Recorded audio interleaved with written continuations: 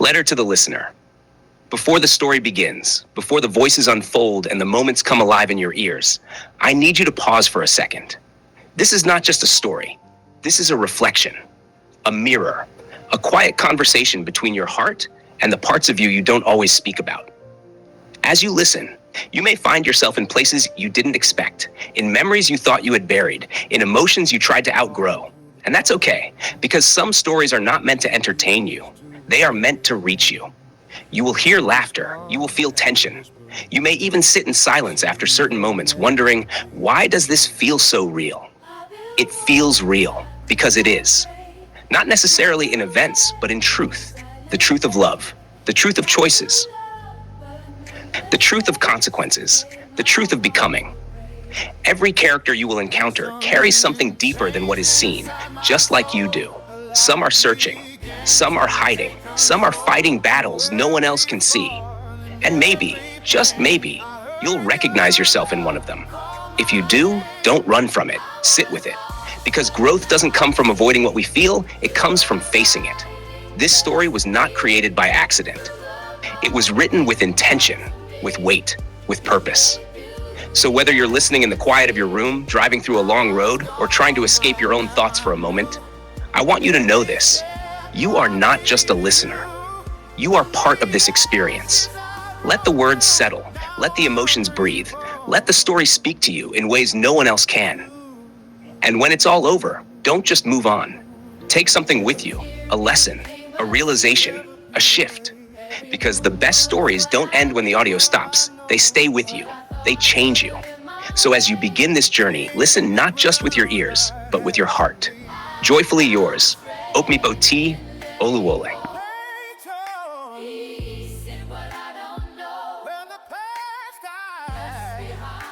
Was never meant to be mine. Now I'm standing in the light. No more darkness in my sight. What was lost, I understand. Was all part of your plan. I was lost, but now I see. Now I see. You're writing destiny. Destiny. Broken parts of me. From the beauty I can see. I was gone, but now I'm new. But I'm new. Every step brought me to you. From the ashes I broke through. Now I'm reborn. Unto you. If I had to lose again, just to find where I begin, I would walk through all the rain just to hear you say my name.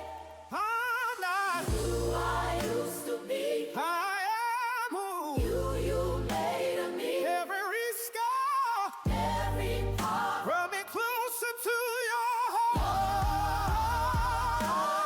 I was lost, but now I'm free. Rewrote my destiny. Every broken piece of me now shine so beautifully. Shine so bright, but now I knew there was only you. Through the fire, I came through. Now I'm reborn. Forward to you. I'm reborn to you. Chapter 1. The Woman Who Never Died. Death was quiet.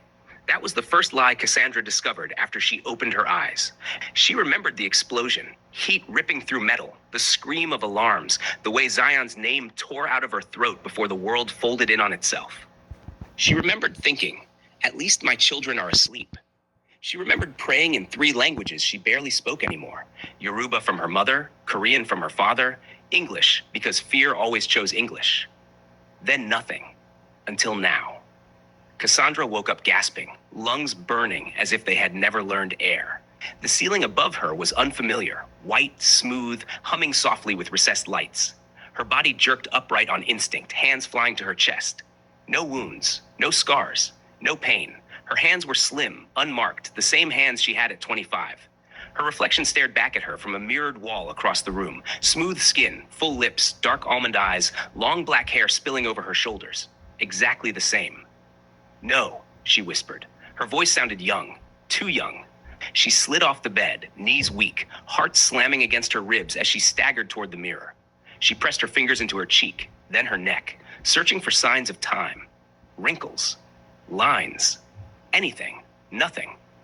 The last time she had seen this face, she had been married for 7 years, exhausted but happy, holding the weight of a growing oil empire on one shoulder and 3 children on the other. The last time she had seen this face, she had died. A digital clock blinked red on the wall. March 14th, 2046, her breath caught. No, no, no, no. She turned, searching the room. A hospital? No, too quiet, too luxurious. The sheets beneath her fingers were silk. The floor was polished marble. A massive window overlooked a city she barely recognized. Riverside had grown teeth. Glass towers pierced the skyline where modest buildings once stood. Roads twisted wider, smarter. Drones hummed faintly in the sky like mechanical birds. 20 years. Her knees buckled and she sank to the floor. My children. The word shattered in her mouth. Eleonora had been barely 6 months old when Kassandra died. Soft-cheeked, always reaching for her hair. The twins Asher and Asha had been 5. Loud, curious, forever asking why. They were grown now, and Zion, her chest ached. Zion Webamliel, her husband, her partner, her anchor. The biracial boy from Riverside with a Trinidadian mother who sang while she cooked and a Caucasian father who taught him discipline and restraint. Zion with his warm brown skin, sharp jaw, and eyes that always softened when he looked at her. He would be 45 now. Older, wiser, maybe broken. Would he even recognize her? A soft chime sounded behind her. Kassandra Webamliel, a calm voice said. You have fully awakened. She turned slowly. A holographic interface hovered midair, glowing blue. Welcome back. Her blood ran cold. Back? From where? A pause, almost respectful. From death. Chapter 2. The Name That Stopped Time. Zion Webamliel had learned how to keep his face still. Grief had taught him. Boardrooms full of men feared his silence more than his anger. At 45, Zion had become a monument. Tailored suits, salt threading his hair, eyes sharp as cut glass.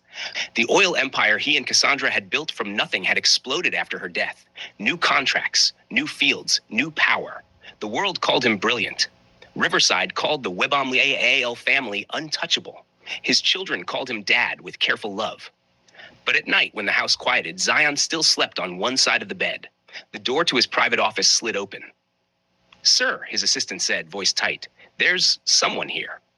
Zion didn't look up. Schedule it. She refused to leave. That made him glance up. She gave your security a name, the assistant continued. She said it belongs to her. Zion's jaw tightened.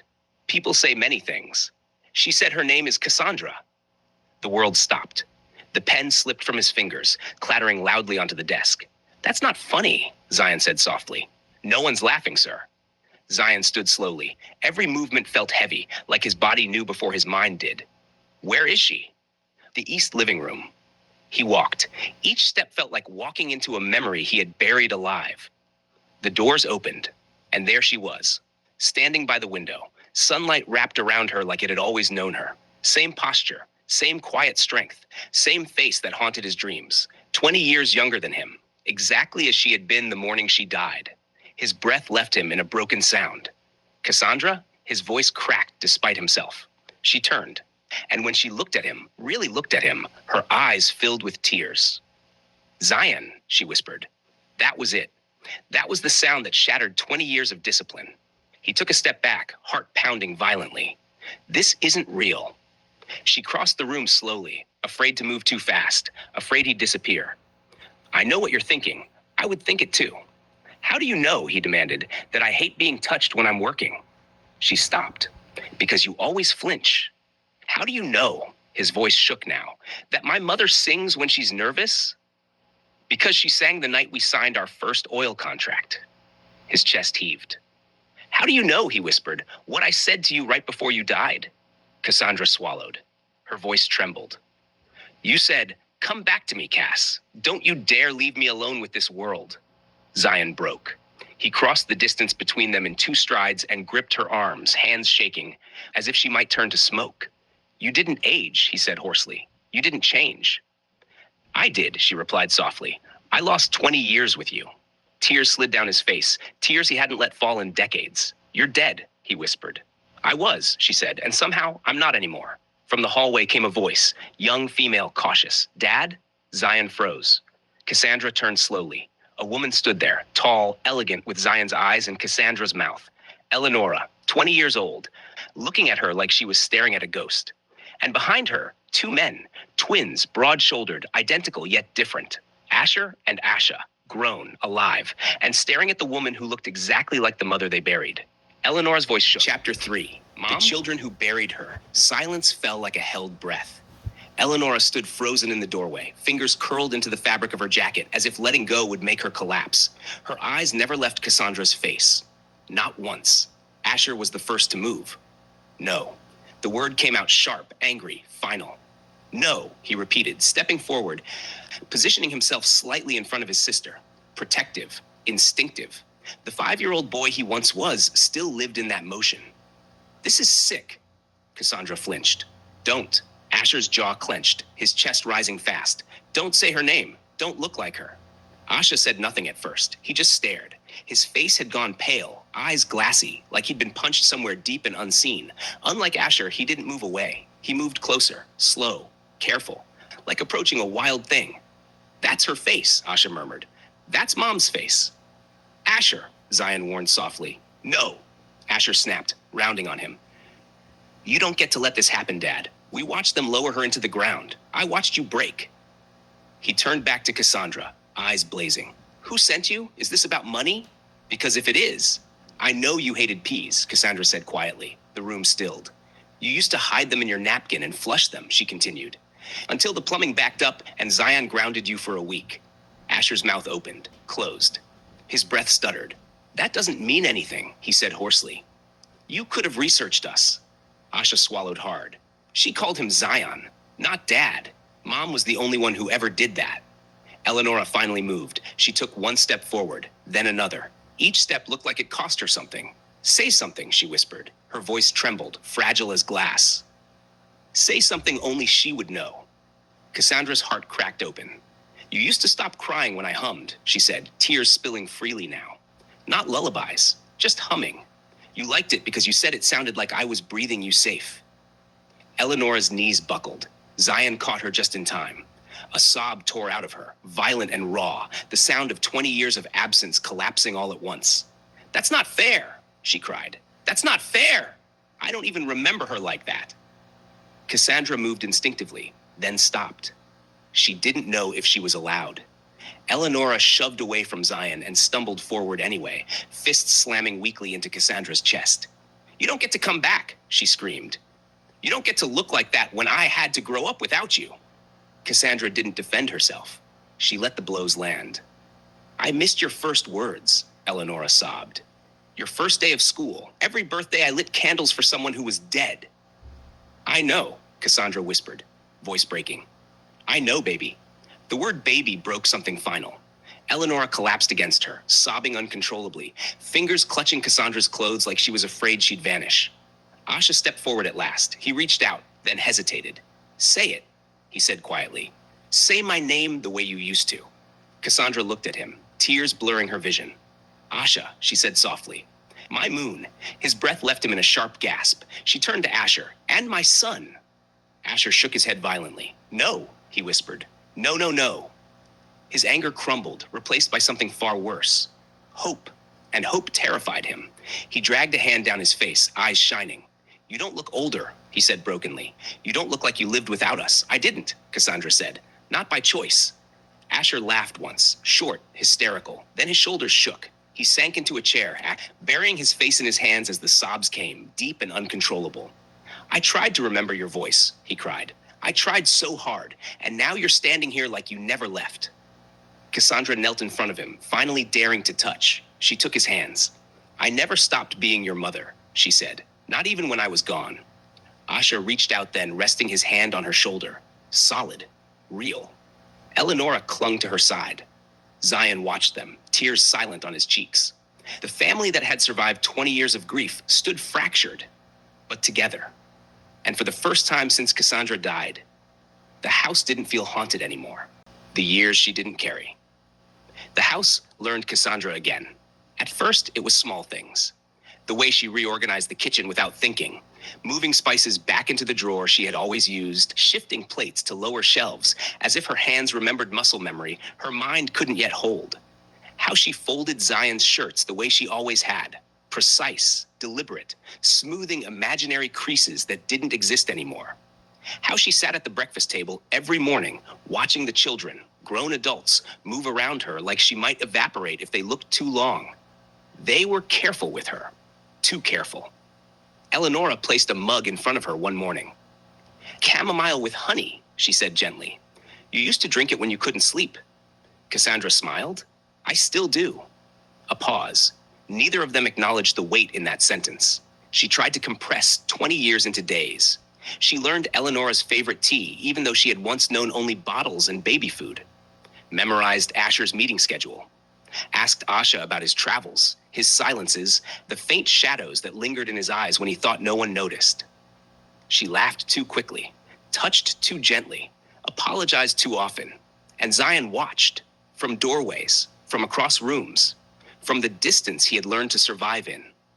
He observed how she hovered near the grandchildren, studying their faces like someone memorizing stars.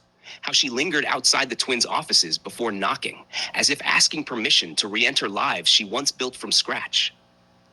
The first week, he said nothing. The second week, irritation began to show. "You don't have to do everything," he said one evening, irritation edging his voice as she rearranged files in his home office. She looked up, startled, a folder in her hands. "I want to," she replied softly. "I missed so much."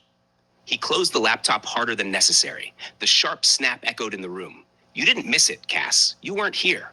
The words landed heavy. She stilled. "I know." "No," he said, standing now. His jaw tightened the way it used to before negotiations. "You don't, because knowing means understanding what it costs to keep going when the world buries your wife and hands you 3 children who need you to stay standing." Her chest tightened, air thinning in her lungs. "I had to become everything," he continued, voice rising. "Mother, father, grief counselor, CEO, protector. I buried my wife in the morning and negotiated oil contracts by nightfall." The image sliced through her. Zion alone.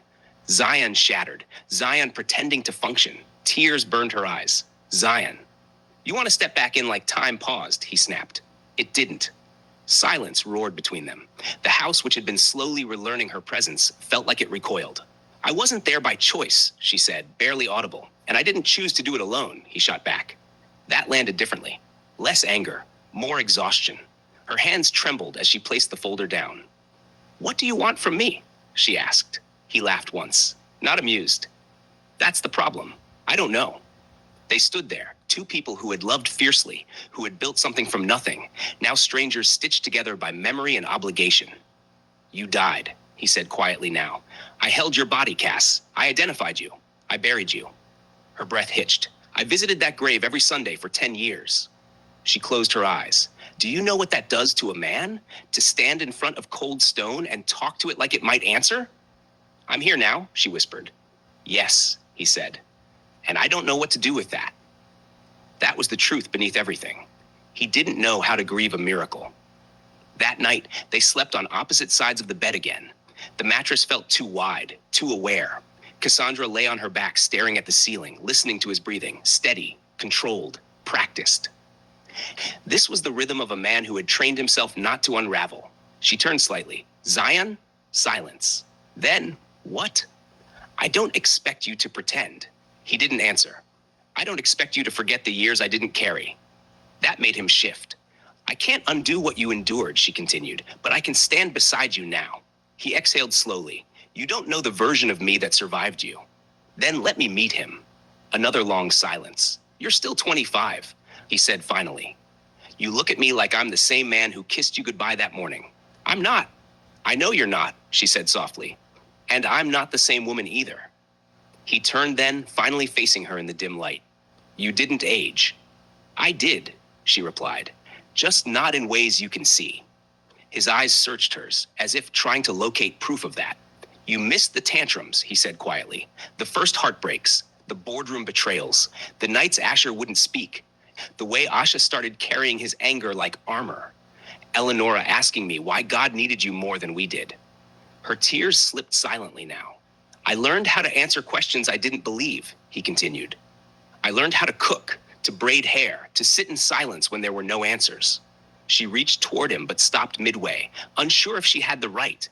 I'm proud of you, she said, for surviving. He swallowed. I didn't survive, he replied. I adapted. That word felt heavier than grief. After a moment, he reached across the space between them, not fully closing it, but resting his hand near hers. Not touching. Not yet. I don't hate you, he said quietly.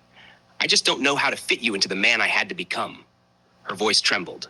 Then we build again. A long pause. We don't rebuild what we had, she added. We build what we are now. He studied her face in the dark, older in experience, younger in appearance, both familiar and foreign.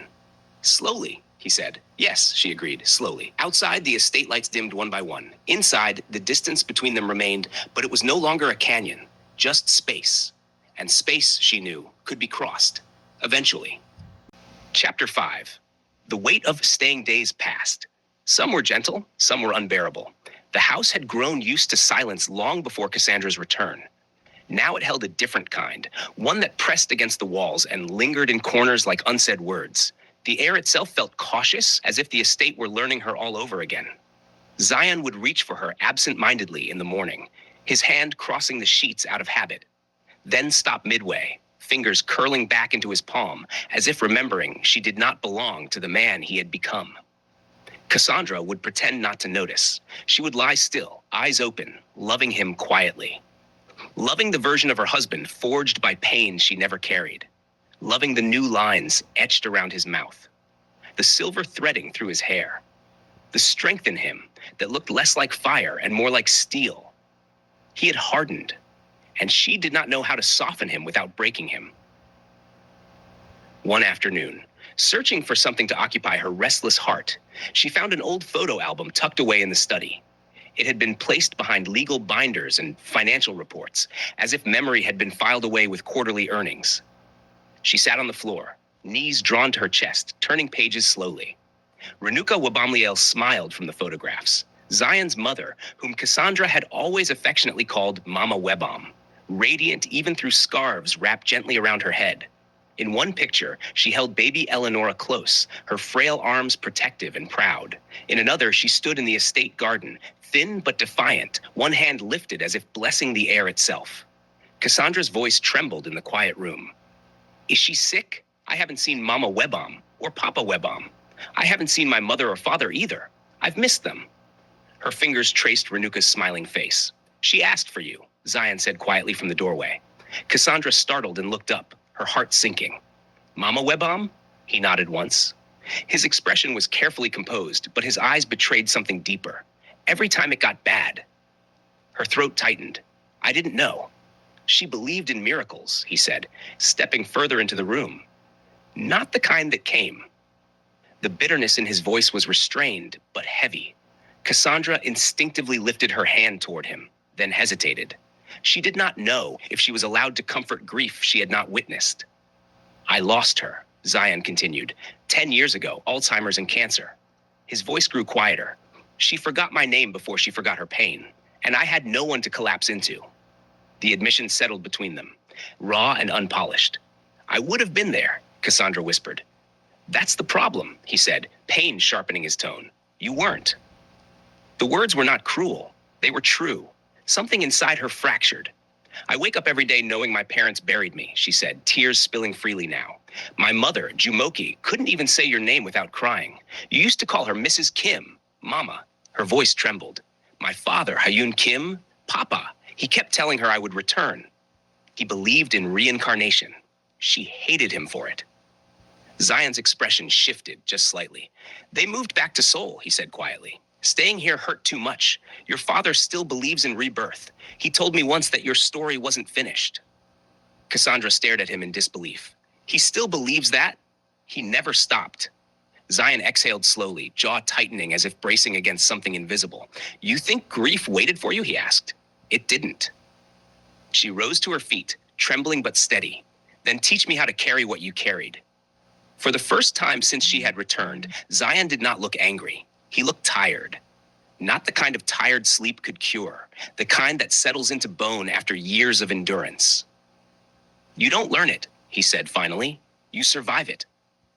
Silence filled the study. You survive because the children are watching, he continued. Because the board is watching. Because the world doesn't pause for a man who loses everything. I am not the world, she said softly. His eyes flickered at the word. Wife. It felt both foreign and painfully familiar. You are, he admitted, but you are also a ghost I buried. Her breath caught in her chest. I mourned you, he said. I stood at your memorial. I held our children while they cried for a mother who wasn't coming back. I learned how to answer questions I didn't understand. I learned how to cook the meals you used to make. A faint, broken smile touched his lips. I learned how to braid Eleonora's hair. Cassandra's lips trembled. She used to cry, he added softly, because I pulled too tight. Despite everything, a small laugh escaped her. I kept the house running, Zion said, kept the company alive, kept your memory sacred, and now you're here. His voice faltered, and I don't know where to put you. The confession was not accusation. It was confusion. She stepped closer, closing the physical distance that mirrored the emotional one. Don't put me anywhere, she said gently. Walk with me. His gaze searched her face, as if looking for cracks. You think it's that simple? No, she admitted, but neither was surviving without me. The room felt smaller now, more intimate, the weight between them tangible. I can't undo what you carried, she said. I can't attend funerals that already happened. I can't sit beside you in hospital rooms that are now empty.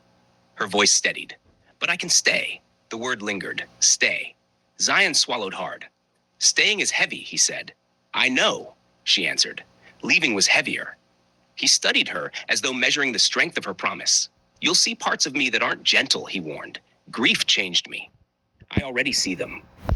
You'll hear things from the children. Questions, resentments. They grew up without you. I know.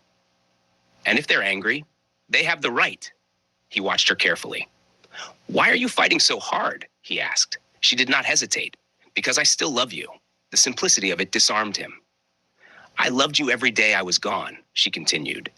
In ways I cannot explain, in places I cannot describe. I don't need you to be who you were. I just need you to let me love who you are. His shoulders lowered slightly. The tension in him loosened. You're asking me to trust something I already buried. I'm asking you to let it breathe. The air shifted, not healed, but softer. Zion stepped forward until only inches separated them. This time, he did not hesitate. His hand rested at her waist, solid, deliberate, real. I don't know how to do this, he admitted. Neither do I, she whispered. He closed his eyes briefly, as if surrendering to something larger than pride. Then we learn, he said. Her fingers curled into his shirt. Together? She asked. He nodded. Together. It was not forgiveness, not restoration, but it was movement. Outside, late afternoon sunlight filtered through the tall windows, casting long golden shadows across the study floor. The estate once again listened, and this time, it heard them choosing to stay.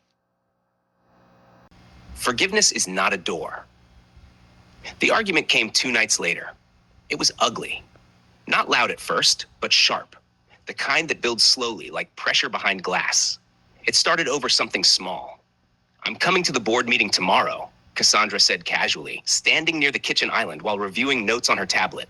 Zion didn't look up from his phone. No? She blinked. No?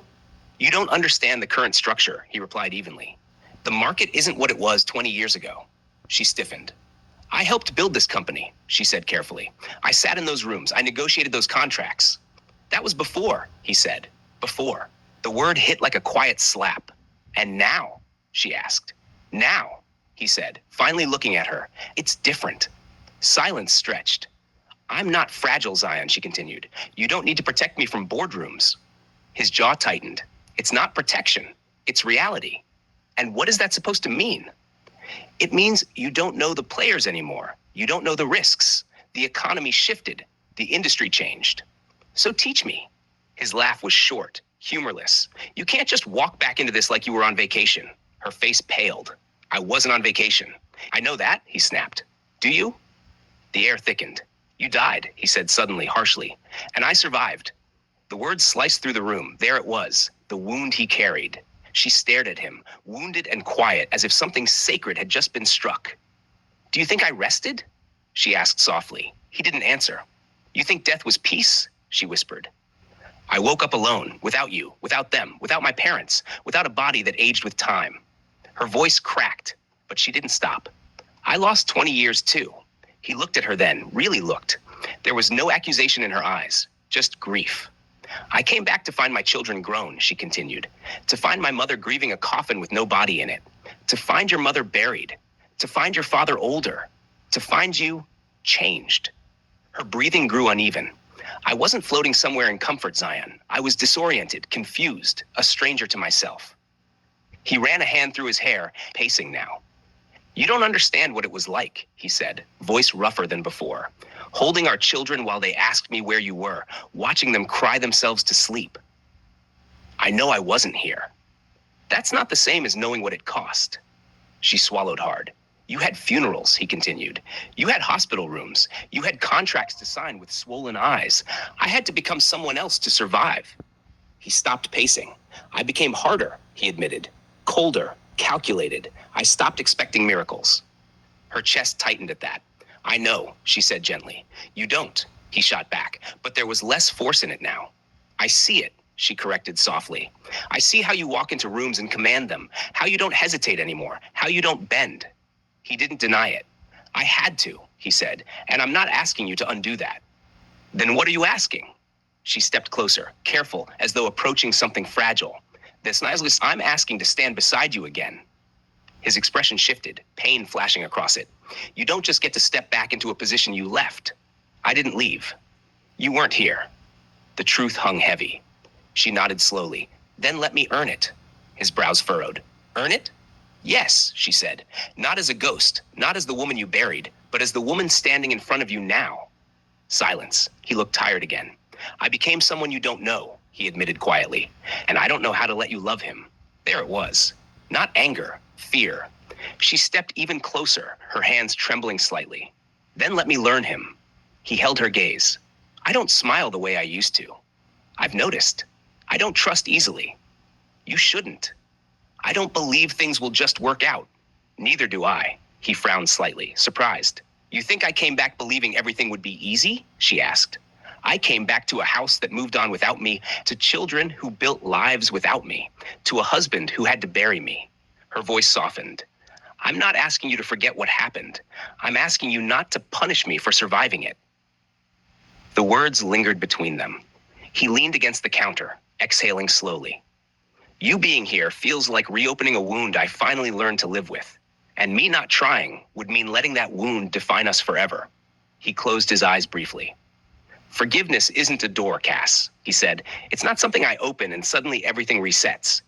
I don't want reset, she replied. I want forward. He studied her carefully. You think love fixes this? No, she said honestly, but love is why we fight for it. His shoulders lowered slightly. You frustrate me, he muttered. A faint smile touched her lips. I used to. You still do. The tension cracked, just a little. I don't want to compete with the man you had to become, she said. I want to know him. He hesitated. And if you don't like him? She shook her head.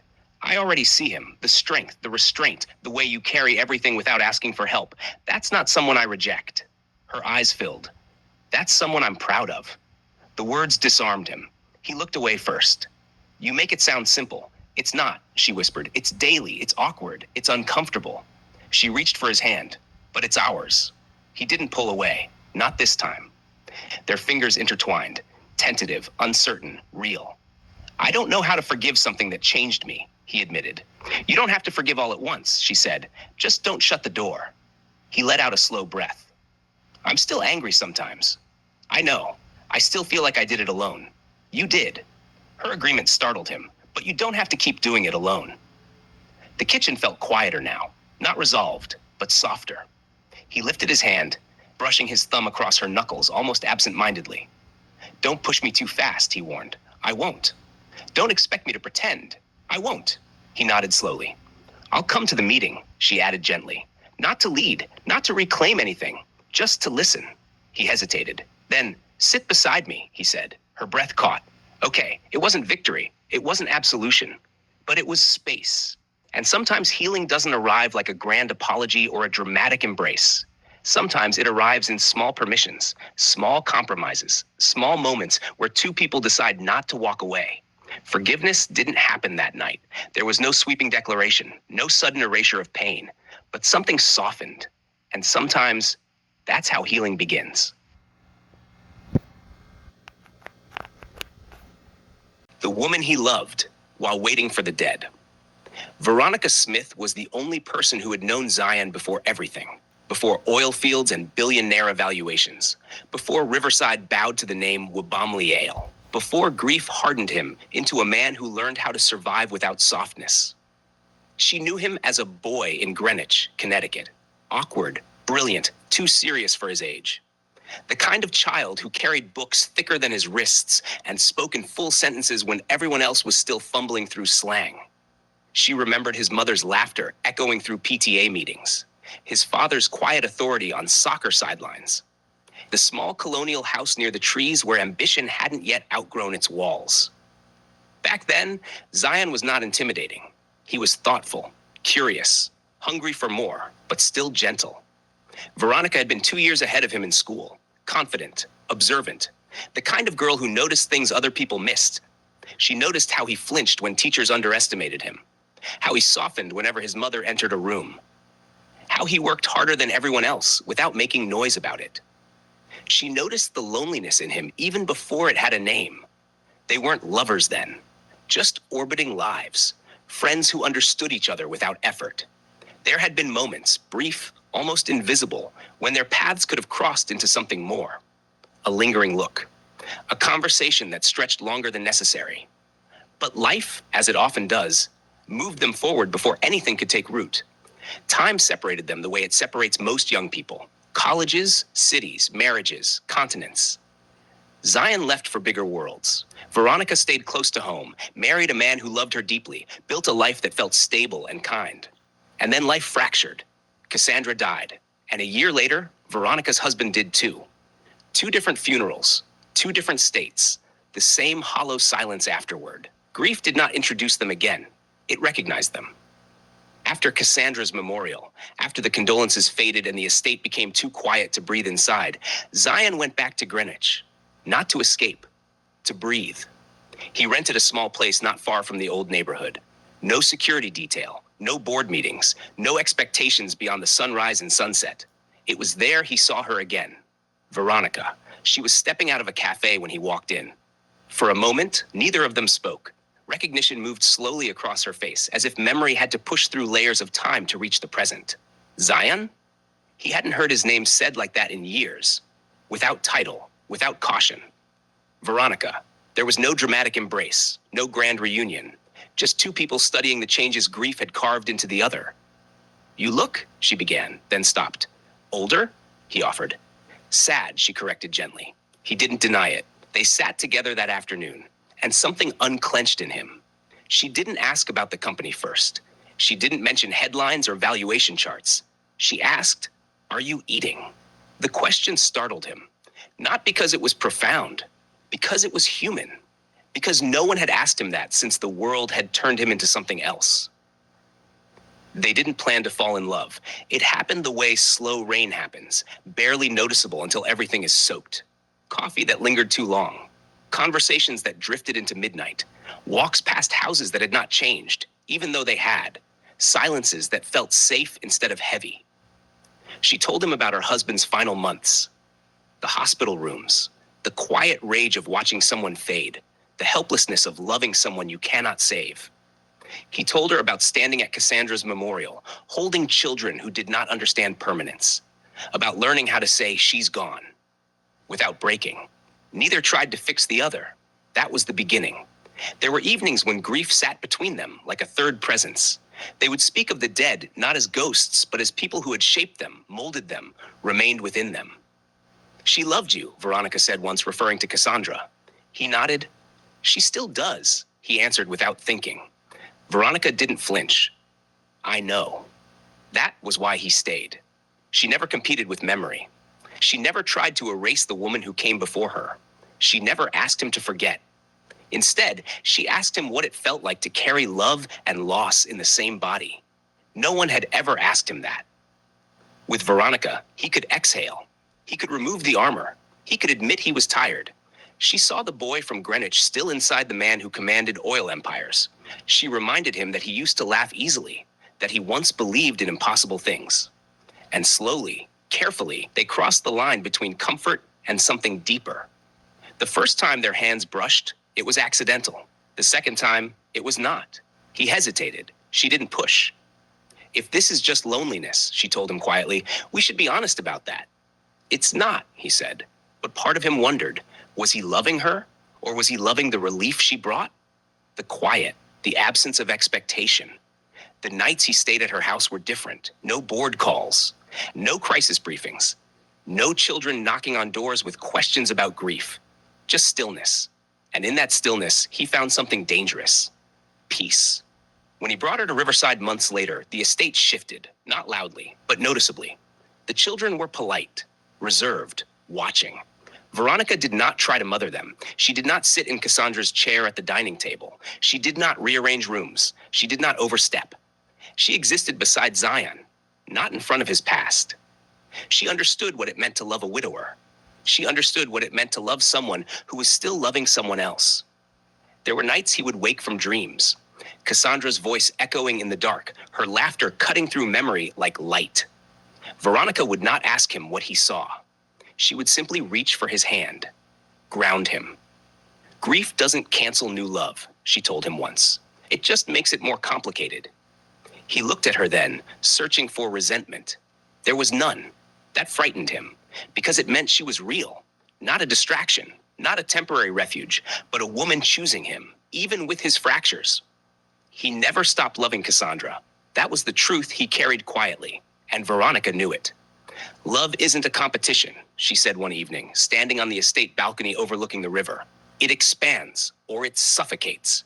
You deserve someone whole, he replied. She smiled faintly. No one is whole after loss. For a time, they were steady, not explosive, not dramatic, but steady.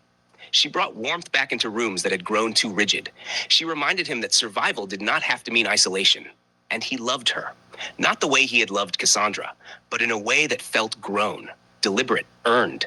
He loved her for not demanding a resurrection, for not asking him to erase the dead in order to choose the living. And then, Kassandra returned. The impossible happened. The dead woman came back, and everything Zion had rebuilt trembled. Because loving Veronica had not been betrayal. It had been survival. But survival becomes complicated when the miracle arrives. Veronica did not scream. She did not accuse. She did not fall apart the way lesser love might have. She looked at him with quiet devastation and said only one thing. I knew this might happen. He stared at her, confused, shaken. You never stopped waiting, she said gently, even when you thought you had. And that was the cruelest truth of all. He had loved her. He had chosen her. He had built something real with her. But somewhere deep inside, in the quietest, most hidden part of his soul, he had still been waiting for the dead. Veronica Smith was the woman who held him while he grieved. The woman who loved him while he rebuilt. The woman who asked for nothing but honesty. The woman who understood that love does not replace, it expands.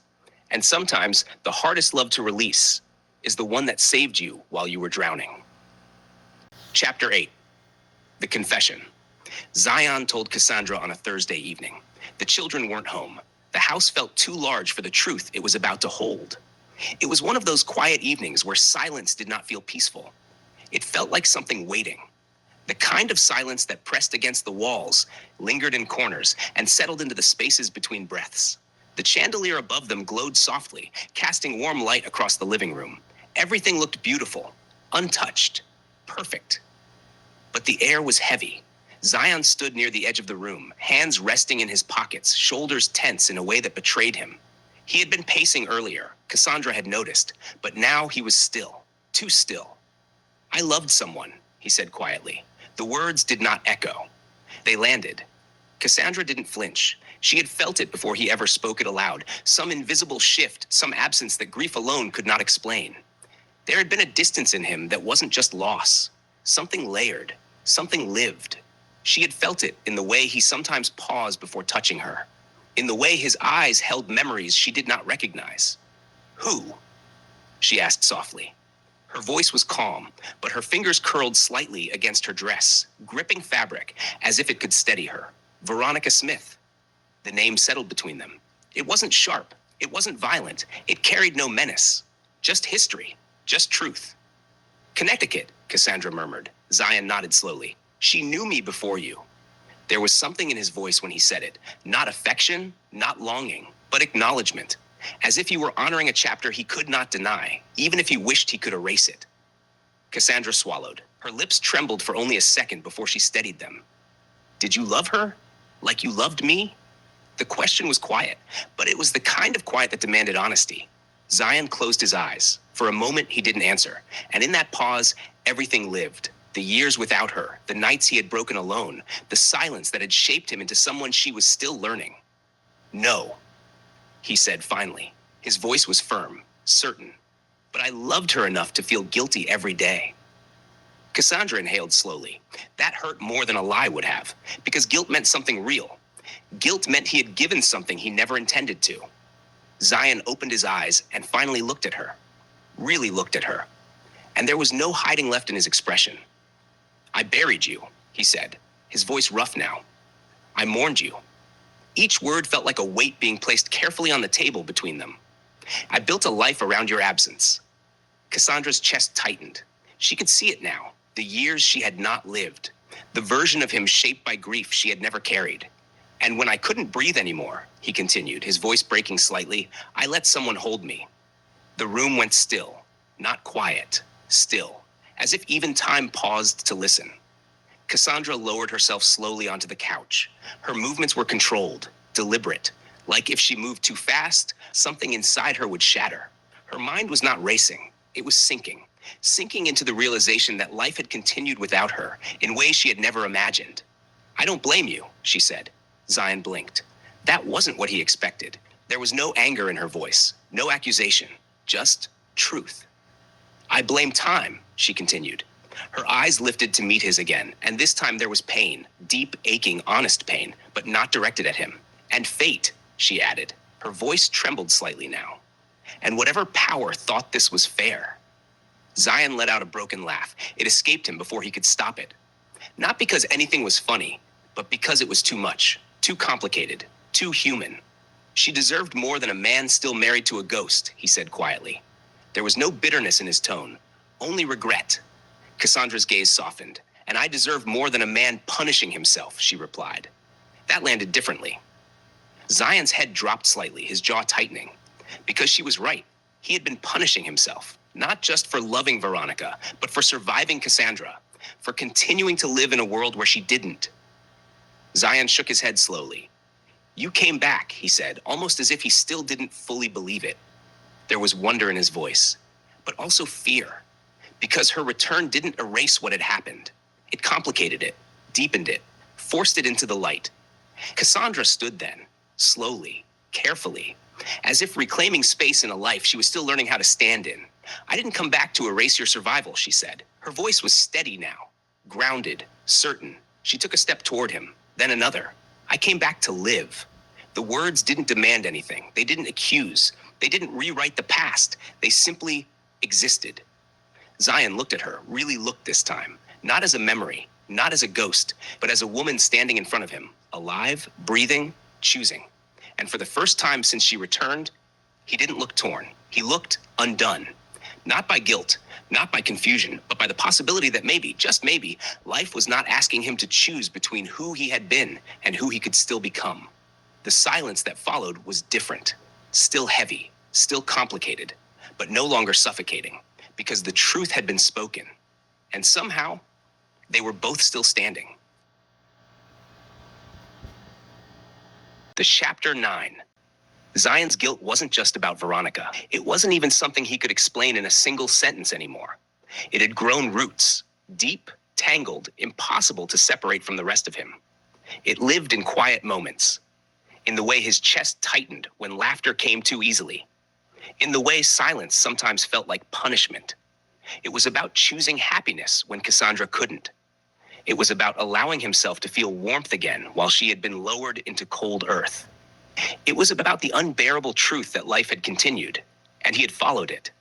It was about laughter in a house that once echoed with her absence. Laughter that felt foreign at first, unnatural, like something that didn't belong to him anymore. But over time, it came anyway. Soft at first, then fuller, then real. And every time it did, something inside him whispered, "You weren't supposed to heal this quickly." It was about nights where he didn't dream of death. That was the part that disturbed him most. Not the nightmares, but the nights where there were none. The nights where he slept peacefully, without her. Because grief in his mind was supposed to linger, to haunt, to remain. So when it loosened its grip, even slightly, it felt like abandonment, like forgetting, like betrayal. "I loved you both differently," he confessed one night, voice low in the dark. The room held his words gently, as if even the air understood their weight. "And that makes me feel like I betrayed you twice." The confession didn't rush out of him. It slipped slowly, like something he had carried too long and could no longer hold alone. Kassandra turned toward him. There was no sharpness in her movement, no defensiveness, just quiet attention. "You didn't cheat," she said. Her voice was soft, but certain. "You mourned." He swallowed hard. The word mourned felt too clean for what he had lived through. Too simple, because mourning to him had never been passive. It had been survival, raw, messy, unpredictable. "And now that you're here," he said, his voice tightening, "I don't know where to put that love." That was the truth he couldn't escape. He had learned how to love again in her absence. Not instead of her, but beyond her. And now she was here, alive, breathing, real. And all that love didn't disappear. It didn't divide neatly. It didn't rearrange itself into something convenient. It remained, and he didn't know what to do with it. Kassandra didn't hesitate. She reached for his hand. Her touch was warm, grounding, real. She guided it slowly, deliberately, and placed it over her heart. "Here," she said. There was no hesitation in her voice, no uncertainty. Where everything broken already lives, he felt it. The steady rhythm beneath his palm, alive, not imagined, not remembered, alive. And something inside him cracked open, not violently, not painfully, but deeply. Tears slid down his face, quiet, unashamed. He didn't wipe them away, didn't hide them, because for once, he wasn't trying to be strong. "I would have wanted you to survive," she whispered. Her voice softened even more, almost blending into the quiet between them, even if it meant loving someone else. That was the moment. Not dramatic, not loud, but undeniable. Something inside Zion shifted, not erased, not undone, but loosened. Like a grip he had kept on himself finally began to release. That was when he finally forgave himself. Not completely, because healing doesn't happen in a single breath, because guilt doesn't disappear just because it's understood. But enough to feel the weight lift slightly, enough to inhale without resistance, enough to exist without questioning whether he deserved to. But enough to breathe. Chapter 10. Letting the past rest. Veronica called 1 week later. The name lit up his phone while he was in his study, late afternoon sun angling across polished wood and glass. For a long moment, Zion only stared at it. The light stretched across the room in long golden lines, catching dust in the air, settling gently against the quiet. It felt like a pause in time. He had known the call would come. He just hadn't known when. The house was quiet. Too quiet. Kassandra had taken a walk through the gardens, reacquainting herself with trees that had grown taller in her absence. Even that felt symbolic. Life continuing, without waiting. The children were out. There was no noise to hide behind, no distraction to dilute what this conversation would mean. His thumb hovered over the screen. He didn't answer at first, not because he wanted to avoid her, but because he understood that once he did, something would close. Not abruptly, not painfully, but permanently. And some endings deserved a steady voice. The phone stopped ringing. The silence that followed felt louder than the call itself. A minute passed. Then it rang again. This time he answered, Veronica. He kept his tone gentle, not distant, not overly familiar, just honest. There was a breath on the other end, controlled, measured, but present. "I wasn't sure if you'd pick up," she said. "I wasn't sure either." A faint exhale, almost a laugh, not bitter, not forced, just real. "How is she?" Veronica asked. He didn't pretend not to know who she meant. "She's here," he said simply, "alive." Silence followed, not chaotic, not shocked, just full. "She's back," he told her. The words still felt unreal, even now, a pause. Then Veronica said softly, "I always knew she would be." He closed his eyes. "You did?" "Yes." Her voice carried no weight of resentment, no bitterness, no quiet accusation. Not literally, I'm not mystical, but there was always a part of you that never said goodbye. He absorbed that, let it settle, because she was right. I never wanted to compete with a memory, she continued, and I never felt like I was. You weren't, he said quickly. You weren't a replacement. I know, and she did. That was what made this harder and easier all at once. So am I, he replied. Another silence stretched between them, this one softer, edged with inevitability. She needs you, Veronica said. Yes, and you need her. He didn't argue, because truth didn't require defense.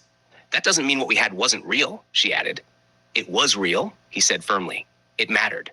I know, he swallowed. You mattered. That lingered, hung between them. The line went quiet again. He imagined her standing somewhere familiar. Still, composed, strong. She didn't ask to see Kassandra. She didn't demand explanations. She didn't fight. Instead, she asked, "Are you happy?" The question caught him off guard, because happiness for him no longer felt simple. I'm hopeful, he said. That's a beginning. Yes. And are you at peace? She pressed gently. He thought of everything. The nights, the conversations, the rebuilding. I'm trying to be. That's enough. He leaned back slightly. I never meant to hurt you. You didn't, she replied. You loved me the only way you could. And that wasn't enough. It was enough for the season it belonged to. That sentence settled into him like truth wrapped in grace. I won't pretend this is easy, she continued. But loving you also meant wanting you whole, and you were never whole without her. His chest tightened. You deserve someone who isn't divided, he said. Yes, she agreed quietly. I do. No anger, no resistance, just clarity. Thank you. For what? For standing beside me while I figured out how to breathe again. You would have breathed eventually, she said. I just happened to be there. I don't regret us. Neither do I. And that was enough. Take care of her, Veronica said finally. I will. And take care of yourself. I'm learning. I know you are. Goodbye, Zion. He paused, just briefly. Goodbye, Veronica. The line went still. Not broken, just finished. Zion sat there long after the call ended. Not empty, not undone, just still. The grief this time didn't tear. It settled. Like something acknowledged. Like something honored. Then released. He stood and walked back into the house. Kassandra was waiting. You okay? She asked. He nodded. I'm learning how to live without guilt. She smiled, soft, honest. I'm learning how to live without envy. And in that moment, they didn't try to rewrite anything. They simply chose each other, slowly, deliberately, honestly. That night, for the first time since everything had broken, Zion slept without nightmares. Not because the past disappeared, but because he finally allowed it to rest. Chapter 11, When Ghosts Meet. The office at the Riverside Tower was polished, minimalist, and deliberately neutral. Kassandra adjusted her jacket for the third time, fingers trembling despite herself. She had never hated being late to anything, except this moment. Veronica Smith arrived like she had always done. Calm, composed, every inch a woman who carried her heartbreak with dignity. Her hair was streaked with silver now, but her posture was perfect, her gaze unwavering. Cassandra's heart beat faster than it had in 20 years. Miss Smith, she said softly, unsure whether to extend her hand or bow, or just disappear into the floor. Veronica's eyes softened, not with pity, but assessment. Kassandra, she said simply. No name-calling, no titles, no qualifiers, just the name she had known years ago when she had loved Zion cautiously from afar.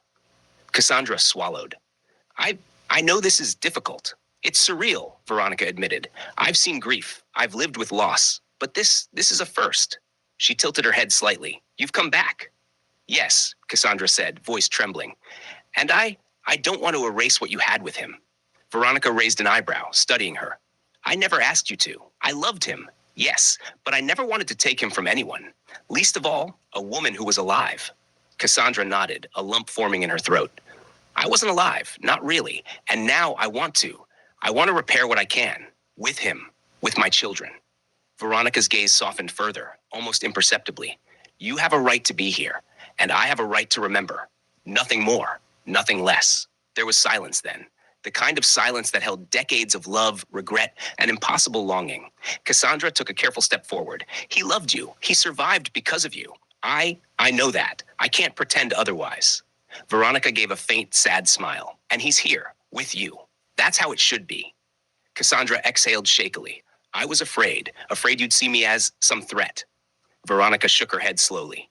I don't see threats, only truth. You only truth. You're alive, and that changes everything. But it doesn't erase the past, or the love we shared. It just places it somewhere different. Cassandra's eyes glistened with tears. And him? How do I share him with the memory of you? Veronica's smile was soft, almost maternal. You don't share him. You let him be fully yours. I've long since made peace with what was, and now you're his life, his love. That's enough. For the first time in decades, Cassandra felt a strange lightness. Not relief, exactly. Not yet, but a clarity. Veronica was not an enemy. She was a witness, a bridge, a part of Zion's history she could acknowledge without shame. Veronica extended a hand, just a hand, simple, human, not ceremonial. Welcome back, she said quietly. Cassandra took it, firm, careful, respectful. Thank you. And in that small, measured gesture, the tension of years melted just a little. Past and present stood side by side, acknowledging one another without tearing the world apart. Veronica left soon after, composed, dignified, a quiet exhale of the past. Cassandra remained in the office, alone, thinking about the paradox of life, that sometimes to love fully, you had to forgive fully, others and yourself. And when Zion finally returned home that night, she was ready to meet him again, not as a ghost, not as a memory, but as the woman who had survived death itself. Chapter 12, Torn Between Two Mothers.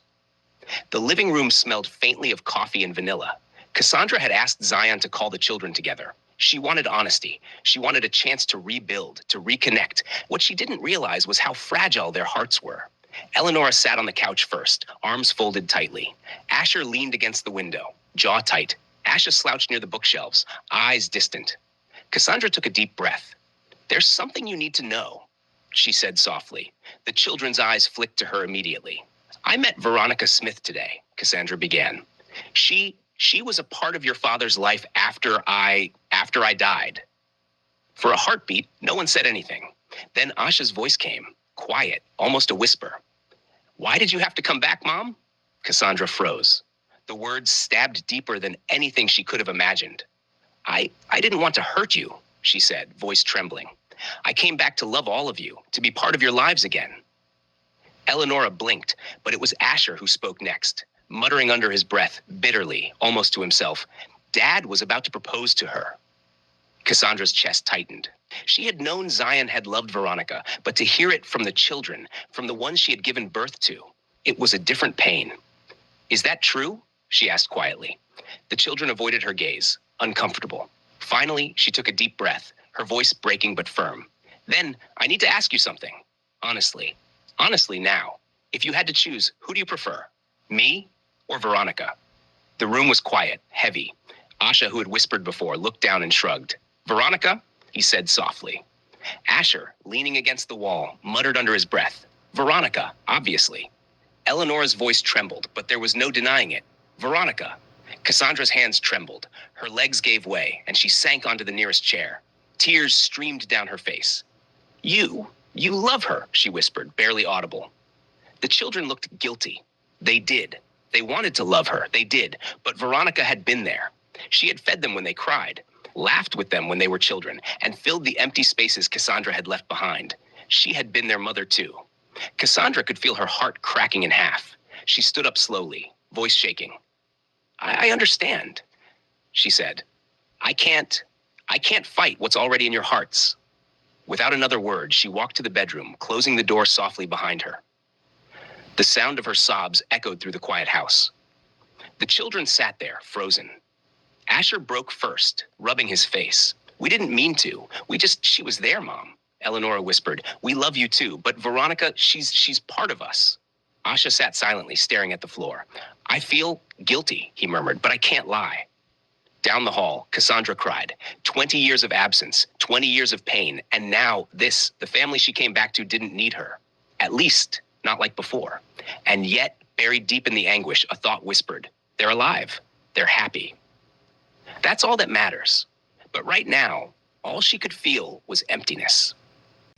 The sound of leaving Zion heard it before he reached the door, a scream, raw, animal, torn straight from the chest. He froze in the hallway. Cassandra. Another sound followed, the scrape of a zipper, the thud of drawers pulled too hard, the unmistakable roll of suitcase wheels against marble. Panic surged. He pushed the bedroom door open. Cassandra was on her knees by the bed, clothes half folded, half thrown, hands shaking as she crammed pieces of a life back into a suitcase that had never existed before tonight. Her face was red, eyes swollen, breath broken into jagged pieces. "Cassandra, where are you going?" Zion asked, voice hoarse.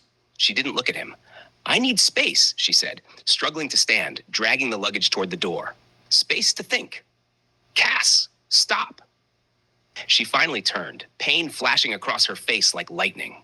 "I feel selfish," she said. "Selfish for coming back and disrupting the life you all built. Selfish for expecting you to leave everything behind for me." Zion stepped closer. "That's not." "If you were going to propose," she cut in, voice shaking violently, "you must have loved her. You don't plan a future with someone you don't love." Her voice cracked completely. "Go," she whispered. "Go and be happy with Veronica." Zion's chest tightened. "That's not what I want." "That's what they want," she said, tears spilling freely now. "Your children chose her. I can't compete with 20 years of presence." She reached into her bag and pulled out a printed boarding pass, hands trembling. "I've already purchased my ticket," she said quietly. "I'm going home." His breath caught. "Home?" "Seoul," she whispered. "To my parents, to Jumoke and Hayun. They buried a daughter once. I won't make them do it again." She turned the suitcase upright, fingers clamped around the handle like it was the only thing keeping her standing. "I'll remove myself," she said, voice numb now. "Let you all be happy again." Zion moved fast. He blocked the doorway. "You are not leaving like this." She laughed weakly. "Like what? Alive?" That hit him like a blow. "You think I survived 20 years, he said, voice breaking, "only to lose you by choice?" She shook her head. "You survived because of her."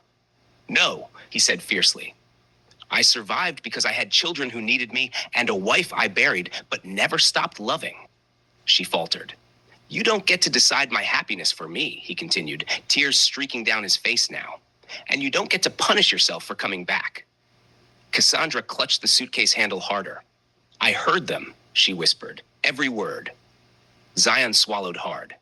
"They didn't mean it the way you think." "They meant it," she said. "And that's okay. Love doesn't divide neatly." Silence stretched between them, thick, aching. "You came back to us," Zion said softly. "That doesn't mean you have to disappear again." She closed her eyes, fresh tears falling. "I don't know how to stay," she whispered, "not when my presence hurts everyone." Zion stepped forward and gently took the suitcase handle from her hand. "Then don't stay for them," he said quietly. "Stay for me." She looked up at him, lost, broken, terrified. "And if I can't choose yet?" she asked. "Then don't," he replied. "But don't run." Her knees buckled. Zion caught her before she hit the floor, holding her as she sobbed into his chest, grief racking her body like waves. "I'm tired," she cried.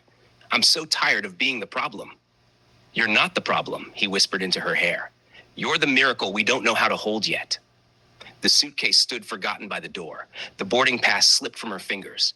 And somewhere between staying and leaving, love held its breath. Chapter 14. Children of two loves, Zion didn't slam the door. That was what frightened them most. He walked downstairs slowly, every step heavy with restraint. The living room was chaos. Eleonora on the couch, crying openly. Asher pacing like a caged animal, hands in his hair.